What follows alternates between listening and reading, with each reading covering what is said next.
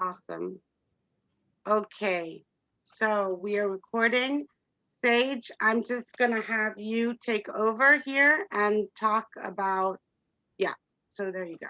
The psychology of sales. All right, can you guys see my screen? Yes. Okay, good. Tasha, I'm gonna need you to, if anyone comments, just let me know. Just sort of jump in, and you can start talking if anyone has any questions. Guys, this is an interactive presentation, so by all means, I want you guys your feedback, your thoughts as we're doing this, and I'm gonna be asking questions of all you guys. So don't go off of camera yet too fast, because I'm gonna be pulling you guys right back on camera, hopefully, and ask you guys some questions. So today we're gonna talk about the psychology of sales. So before we really get into it, let's really talk about what is this mumbo jumbo? Like, why is it important for us? The reason why is because ultimately understanding the psychology of sales is our ability to stand out as a business. If we understand why people are coming to us, it gives us an opportunity to better be able to effectively communicate with our audience, we communicate with our prospects, and ultimately solve their problems. The last thing we want to do is, when we're talking to people, we don't want to come off as pushy salespeople. We don't want to come off as, like, when we think of sales, a lot of times some people think of that like the car salesman, right? And we're like, oh my gosh, I don't want to be the car salesman. But the reality is we sell all the time at every point in our life, whether it's just we're having a one-to-one, and we're coming in as a credible person during a one-to-one and we're just trying to get to know that person, or whether we're just walking and having different conversations around town with people. We're always either through our emotions, through our empathy, through our compassion, we're always selling. So let's talk about this. So the first thing I want to ask you guys is, what do you feel is most important when you're trying to communicate to your prospects or to your clients? I want anyone. Go ahead, please. Listening. Listening. Okay, good. Listening. What else? Asking. Now, when we're communicating, when we're speaking, what are we typically trying to communicate? Value. What's that? Value.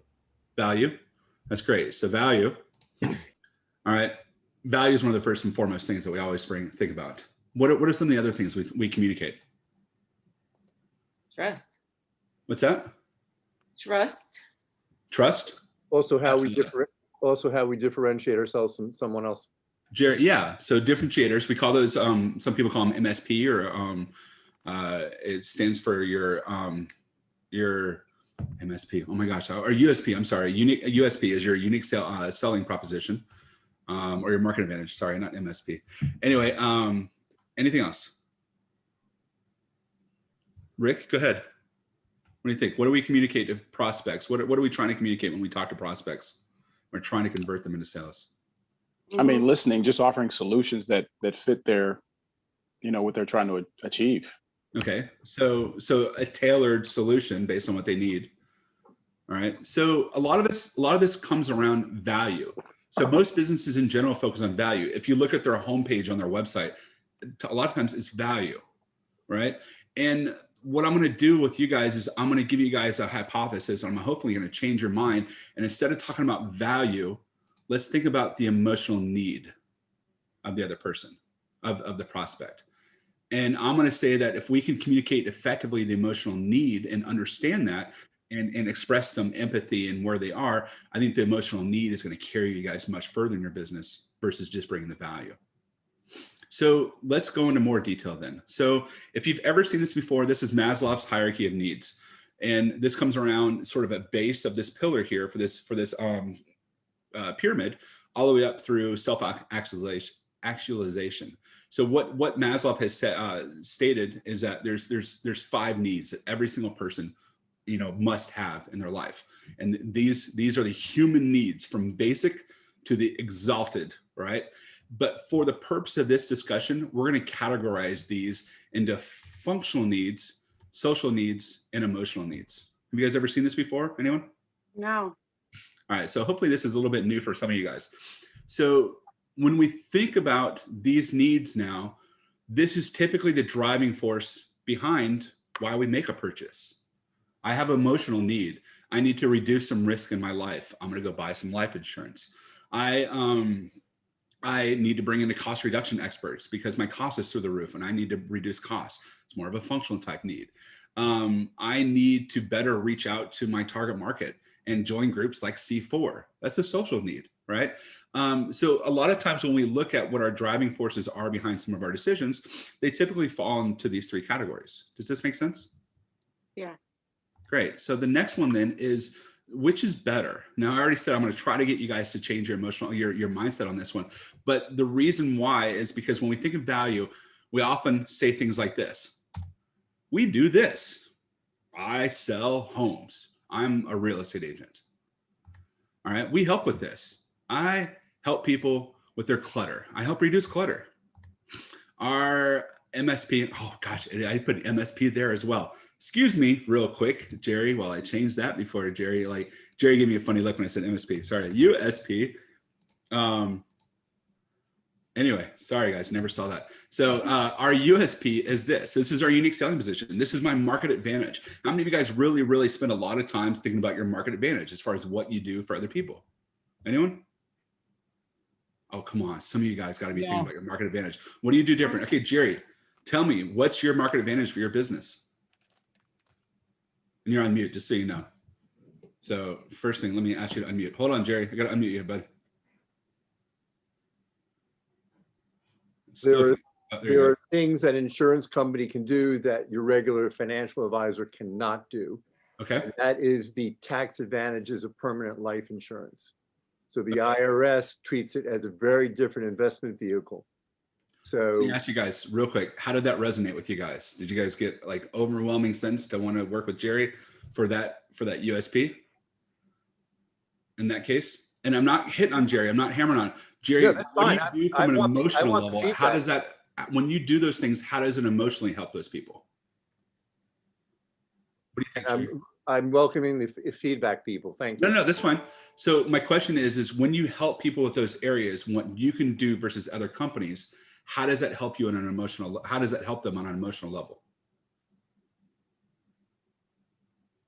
Nothing. Jerry? What's that?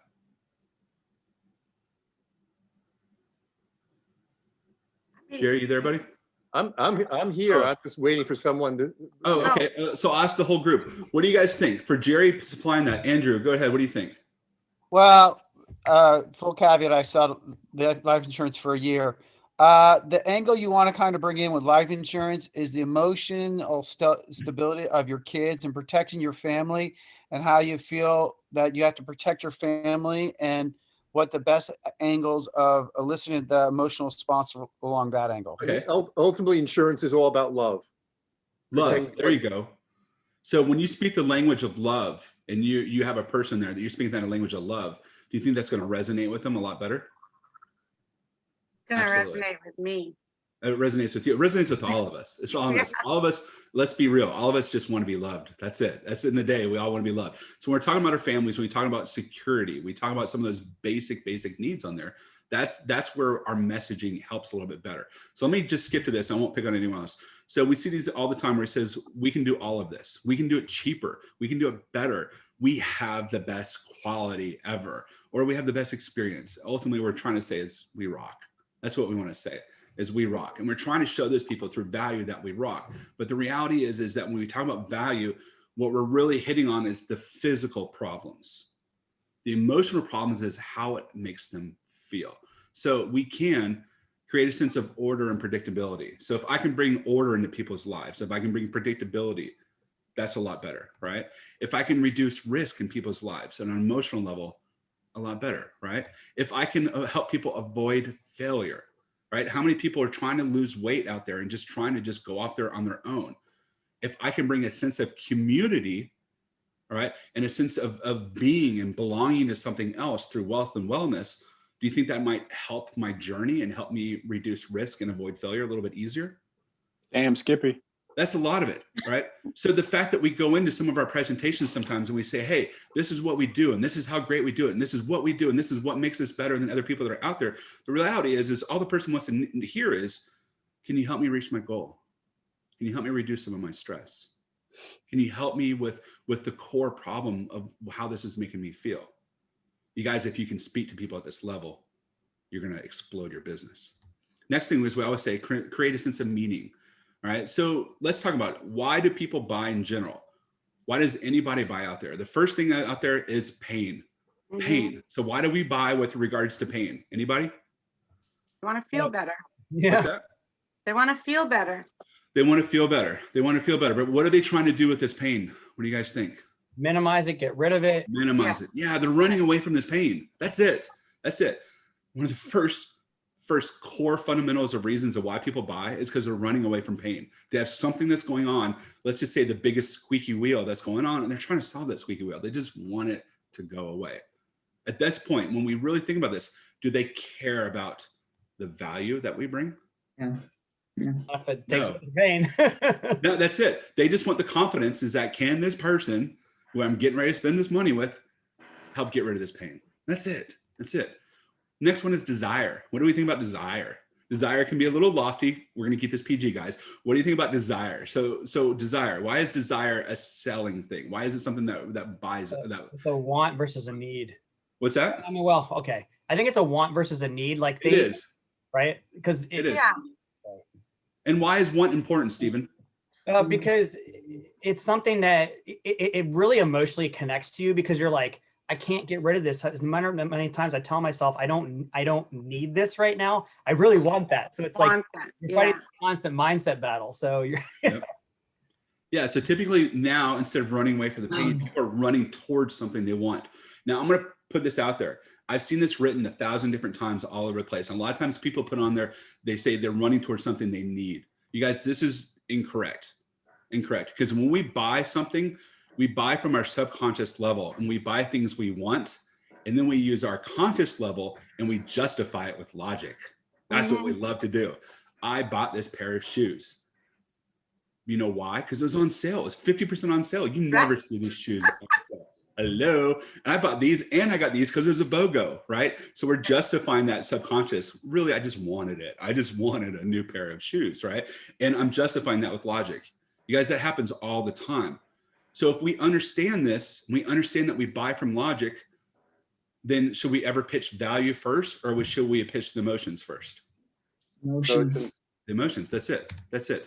So who do people buy from in general? All right, there's three things. If you guys have ever heard any of my presentations before, I always say this. You must have these fundamental three things in order for anyone to buy from you. Does anyone know what the first one is? No. No, like, and trust. Oh my gosh. Yeah. Yes, you jumped Yeah, ahead. no, like, and trust. It's no, like, and trust. You guys hear me say this all the time. Yeah, for sure. If you don't have all three of these things, then no one's going to buy from you. Yeah. People don't buy from people they don't know, they don't like, and they don't trust. Yeah. I mean, it's just logical that, And you it's know, I don't like so that person. I'm powerful. going to buy something from them. Absolutely. And it's so powerful that think of all the times we see celebrity endorsements of products, right? And everyone's like, man, I love that guy or that gal because they're just awesome. Yeah, I'm going to give that product a try. And that happens all the time. Right? If What's they, that, Jerry? they say away. Stage, Tom Selleck. Tom Selleck. Yeah. Tom Selleck. Yeah, there's Now you're getting into an area that burns me up because that's manipulation to the highest level, which sucks in marketing, but it works. But at the same time, though, Rick, it's one of the reasons why you get on camera while you're running up and down the street. Yeah, here's the difference, though. For me, it's a passion and a belief. Like for LeBron, who pitches Sprite, he never drank Sprite before in his life and doesn't drink That's it. fair. All right. So different Makes motivations money behind it, different motivations. So I ask you guys, for those of you, how many of us can afford a celebrity endorsement? Can anyone afford that celebrity endorsement for a business? And Natasha can. All right, that's good. Wait. Now, did I misunderstand the question? No, but for those of us who cannot afford the celebrity endorsement, Oh, no. how do we get I can't past that? afford it. how do we get around those people? But not only that, I don't know if I really enjoy the fact that what we do, like we say that we don't have any celebrity endorsements. Our company doesn't use celebrity, because these are the people who are paid to say whatever they're paid to say.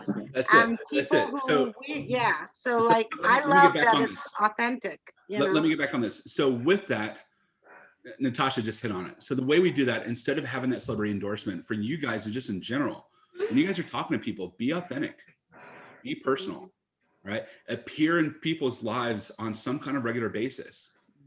right? Come to these meetings and just be part of it. Know that, hey, you know what? I might not have anyone that wants to reach out to me for months and months and months, but I'm going to be here. I'm going to be present. I'm going to be an active contributor, and eventually things will come, right? On over anything else for you guys, I implore you guys, be vulnerable. Be vulnerable where you are, right? The more that you are with that, the more you have real relationships with people, the more you really build and deepen relationships with your target market. The more that you can do that, the more you're going to have the pulse of your market, and you're going to understand what they really need. So you guys, we talked about why do they buy? So who do they buy from? They buy from people they know, like, and trust. That's what it really comes down to. So I ask you guys to make sure that you guys ask yourselves honestly, if you did not get the sale, say, hey, did I build know, like, and trust? And if you didn't, say, okay, where did I miss the mark? And the more that you guys do that, the more you guys are going to evolve. So next, what are their buyer emotions that drive their decisions? Now, there's 7 buyer emotions that are out there that really help buy those decisions. So I'm going to go ahead and run through this list. And I've graciously stolen this from HubSpot. So if you guys want more on this, you guys can read it from HubSpot. HubSpot puts out some amazing content if you've ever looked at their stuff. Steven's smiling, he knows. All right, so the first thing is fear. All right, so when something's broken or something's not working in our process, in our lives, in our business, all right, that is one of our biggest motivational factors on there, and causes us to want to change that status quo right off the bat, right?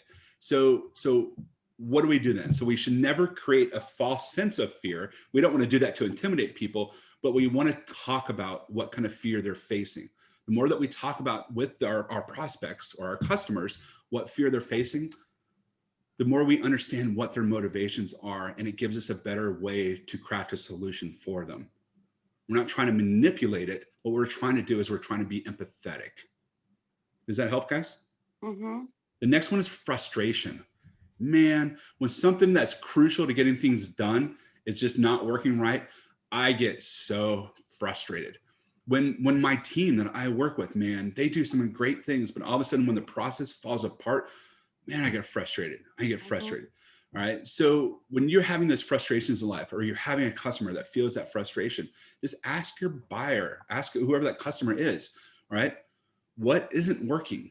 What's causing this frustration? Hey, Rick, I can tell during our call, you seem a little frustrated. What's causing this frustration that, in you? And how does that make you feel? Guys, when you do that, am I deepening that relationship with Rick? Am I being present? Am I being empathetic? I'm doing all those things. And you know what? Bottom line, I really care. And Rick knows that. So that's, so the next thing then is hope. So your prospect is frustrated. We already talked about that, right? Or something's really, really going on here, right? But we all know we're all hopeful. We don't just live in it and just wallow in it and say, we don't have the Eeyore kind of, Eeyore, remember Eeyore somewhere in Yeah, like, so another depressing. day. Oh my gosh. All right. So none of us are really those Eeyores, right? When we have things that are going on in our lives and we're facing some of this conflict or what's going on, we have these things where like, man, look at so-and-so. Look at Rick running down the street. Rick was in a similar state than me. I want to be like Rick. I am hopeful that I could be like Rick. So ask your guys' prospect this. Ask this prospect, in your ideal world, what would it look like if we were to fix this problem for you? How would that make you feel? You guys understand what I'm trying to do? I'm trying to paint the picture of, let's remove this from your life. What could that happen for you? Again, I'm deepening that relationship. I'm really understanding what's going on. And you guys, you know what? If I understand their fear, their frustration, their hope up to this point, and their desire, what they want, do you think I can craft a better solution for that person? Yeah. All right. Let me ask you a question. Am I going to preface that that solution based off of value? Or am I going to do it based off of emotions? Emotions. Yeah, I'm going to talk about the emotions. I'm going to talk about where this can be. Absolutely. So the next one is excitement. So how many of you guys have heard a 2-minute presentation and you're just going like, man, that was boring? Anyone out there ever feel like that? We're not going to talk about people on this call. We're going to talk about people during other calls. There's nobody boring on this call. Danielle actually came back on video to raise her hand and say, yes, I've seen that before. Danielle, I see you, girl. All right. So yes, I totally get this. So you guys, here's the deal. If we're trying to communicate and we feel that our offer, now we feel that what we're communicating is falling flat, then I give you guys like a get out of jail free. And here's your get out of jail free. Show some demos, talk about some stories, talk about an older customer that you may have had that has some of the same fears, frustrations, hopes, all right? All right. And see if that's going to resonate. Above all else, when you're talking to the person in the very beginning, figure out what makes that person tick. All right. Some people are like a blueprint type of person. I just want just the facts, that dragnet, just the facts, ma'am. Some people are like nurture, just day in and day out. Tasha Whedon, nurture. Hello. All right. Some people are like action through and through. Like I just want to do this because I want to get to the next level. I want to go. I want to do all these kind of things. Right. And you know, so all kind of different, you know, we're all different. Basically, I tell people like this all the time. Your customers are like cats, right? You just need to know how to rub that cat without getting that cat to bite you, because I hate it when cats bite me, right? So that's what we want to think about. So really understand there and understand what their passions are and find that excitement. If you don't and you're falling flat, sorry, it's probably not going to work out. The next one's anger. All right, so one step past frustration, we're anger. So we're going to encounter someone that is so fed up, they're at their breaking point. Has anyone ever gotten that call like at 5 or 6 o'clock and said, that's it, I'm ready, what I'm doing is not working? Anyone ever get that? Yeah. All right, that's it, I'm done. All right, that anger. So first off, you guys, all right, I encourage you guys, acknowledge the anger. Love them where they are. All right, right where they are. If someone's coming to you and they are so worked up, let's just be in that moment with them, right? And share that moment with them, be empathetic. All right, really let them get them off their chest. All right, then eventually you guys need to take that and recircle back into why are we here? Is this helpful, guys? Good so far? Yes. All right, so 2 more things. All right, next one's fear of missing out. This is called FOMO. Right, a lot of people think of FOMO as I'm going to do this trial offer and it's only going to be good for a couple of weeks. That's the very easy thing of FOMO. That's not what FOMO really is. Fear of missing out is just this. Right, is that I want to make sure that my business continues to grow. I see these other businesses that all do similar things to me and they're all growing. I do not want to miss out on their growth, on the growth that everyone's feeling. It's like having that right now, real estate is like booming, right? So think of that one real estate agent that's struggling to make sales every month. That's a fear of missing out right there. And they're going to probably do everything they can to evolve their game so they're better on here. So when we think about fear of missing out, show your prospects case studies on how you help people similar to their situation. If you can do that, if you can show them how you've helped other people, hey, look, I get where you want to go. And I get that you're tired of all these other people possibly doing better or achieving their goals and their desires of what they really want. I think that you can get there. Here's how I've helped some people in similar situations. When you do that, what we're really trying to do is we're establishing a ton of trust, right? But we're also being very, very sympathetic to what's going on specifically in their life.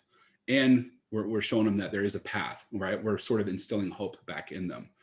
And then the last thing then is that desire to be first. All right. So this isn't just first across the finish line. All right. But you guys, we all are playing this game of life, right? And we all necessarily don't want to be first out there, but we want to like do a great job. All right. We all have that competitive nature in all of us. We wouldn't be entrepreneurs if we didn't have that.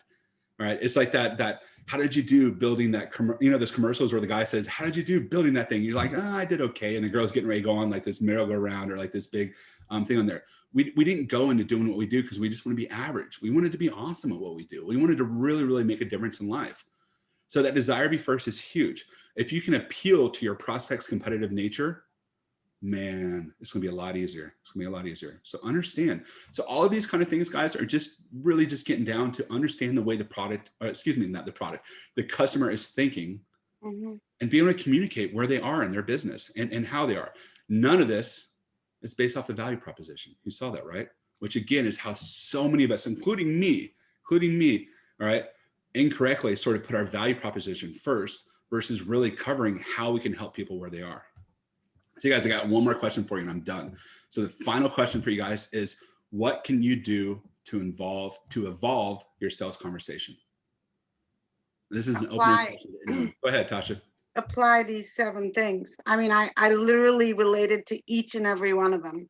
Okay, that's awesome. So much to what we do. And anyone else, what specifically can you do? Anyone have something specific that they can change in their process that they think they can help them?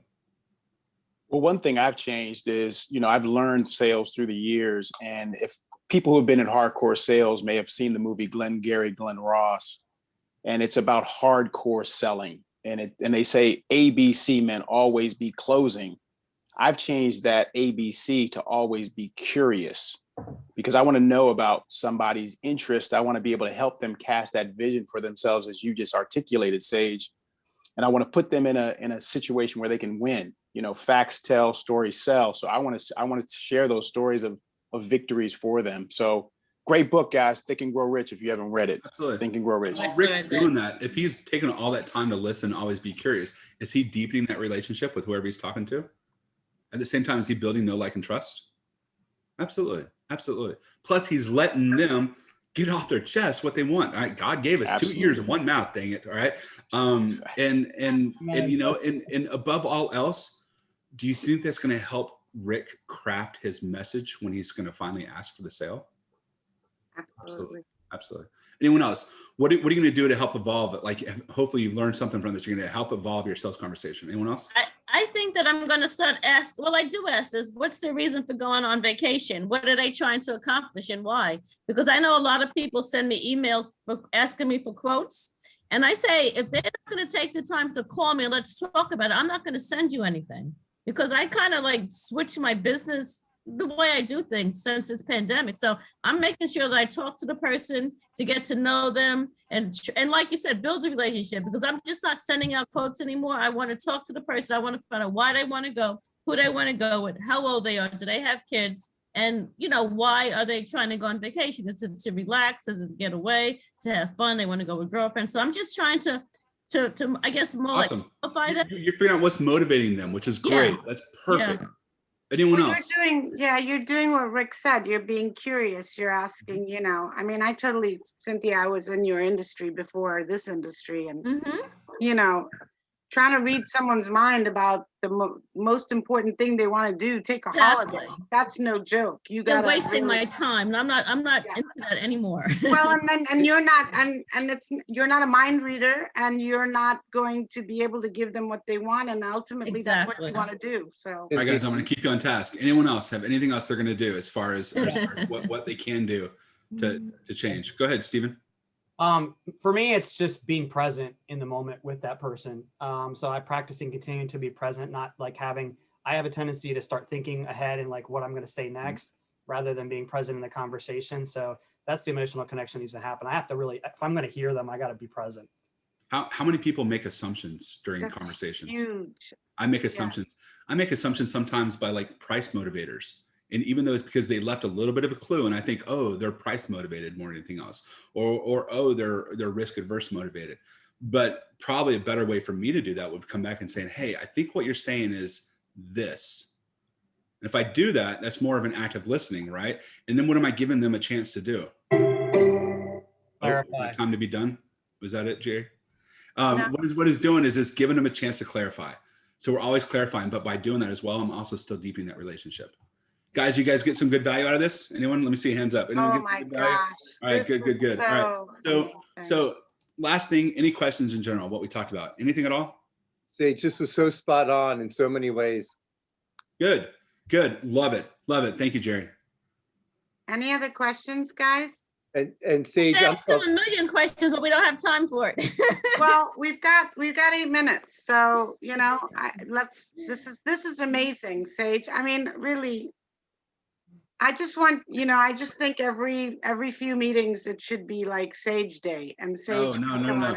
Yeah, it should be. You Yes, guys, I've never given this presentation before, so I was making This it. is like minutes before amazing. this call, I'm so related to I've this. never done this one. This You could guys, be a great after hours call, Tasha, if you wanted to do like an after hours with Sage on this. This would be great. Yeah, It's a great topic. To keep me doing these classes for awesome entrepreneurs, we need your help. Okay, you guys, let's so do this that. is my ask. If you guys need anything, Okay. here's for ways sure. I can help people. I'm really similar to Stephen. I love doing strategy with businesses. So you can book strategy sessions with me. Referrals are vital. If you know anyone who's just hurting where they are, I need some love where they are and some help getting out of it. COVID's hard to come out of. There's a lot of people who've been like kind of chilling For on cruise sure. control for a while, and now they're like, wait, people are spending money again. Oh my gosh, how am I going to find these people again? So I love that. Google review, and you can also support our Facebook page. You guys, here's my information if you want to take a screenshot of this. Yes, And please. I will give the floor back over to Tasha. And Sage, while she's doing that, you know, I'm talking on a personal level now in terms of bearing my soul. You know, I came from the operating room. I never, quote unquote, sold a thing. This is such a paradigm shift in my life. That's true. That's you totally did. That was a huge Yeah. shift.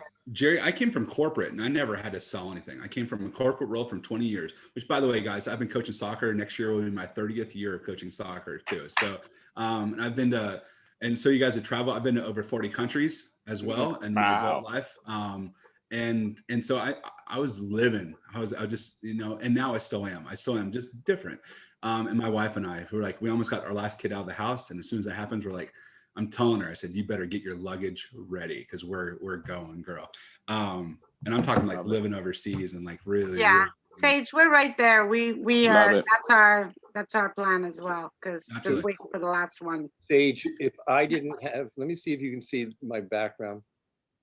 I do. I totally. Yeah, So my background is actually a world map. You see that? Oh, So that's a family heirloom. It's a map from Rand McNally. So when the kids were younger, they each had a pin to put in places they wanted to go. And then each person had a different color. You've got me. I only have 37 countries. I'm working on yeah. it. I'm not keeping score. I'm not keeping score, brother. No, that's awesome. Hopefully, yeah. I mean, hopefully it's something we can just put out there to Of course, do you can because be back it really in is. like virtual office too. Or you can be Yeah. in Croatia, whichever your preference. It's the best education in the world, and it's just fun. I mean, my mom was like really adamant on travel. So every even year we traveled to India a different way, and every odd year we traveled around the United States and Canada. Tasha, remember, I mean, that's how we started connecting, was talking about travel and food because they go so Food. well together. They go together, of course. Absolutely. You know, Sage, that was incredible. And I think that you know, folks, there's so many resources out there to find that. I mean, you can find that spiritually. You know, some of you may have spiritual references that you go to no matter what the religion is. Right. You know, great books like Think and Grow Rich. And and also just kind of the natural state of humans, right? We want to be in a loving, safe environment.